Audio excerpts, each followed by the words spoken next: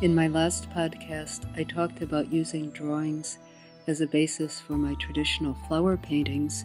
As you can see here, I do a line drawing with color notes on it, and then I use that to transfer the lines onto a piece of watercolor paper and do the final traditional flower painting in watercolor.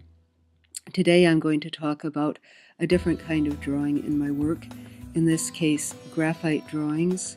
Sometimes I use them as finished pieces in and of themselves, such as the one you see here, using a number 8 graphite pencil on smooth stock, and these drawings are 6 by 9 inches. Here is a photograph I took of a site of which I wanted to do a drawing, and the drawing that I did there. You can see that it is similar, but it has a different character from the photograph. I like to work outdoors. I like to work on site, and you'll see in the next segment that I'm doing a drawing in Washington State on site. Again, a graphite drawing. I start outdoors with a rather loose, sketchy version of this because I don't want to spend a lot of time on it, and the finished drawing does take a fair amount of time. And then later, on that loose base, I went back and added a lot more darks and a lot more details to produce the finished piece that you see here.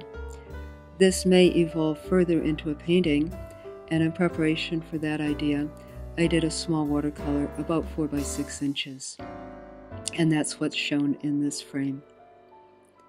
I use photos in other ways as well. In the next frame, you'll see a photo of a friend of whom I wanted to do a drawing, but I didn't want the dog in the picture, so I used the setting and I did my drawing based on the photo and my knowledge of anatomy to do this finished graphite drawing, again 6 by 9 inches on plate Bristol. I went on with this drawing to produce a small 4 by 6 inch watercolor that you see here.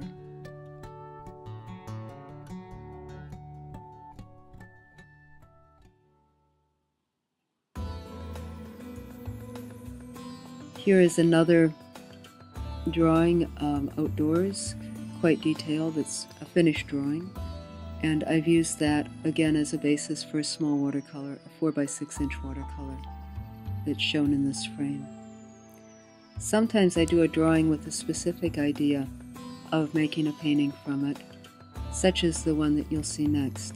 This is a cave in a park in Paris, and I did this drawing to work out the lights and darks for a watercolor that I had in mind. The watercolor, I think, is quite successful. It's a larger piece, about 16 by 20 inches, and is shown here.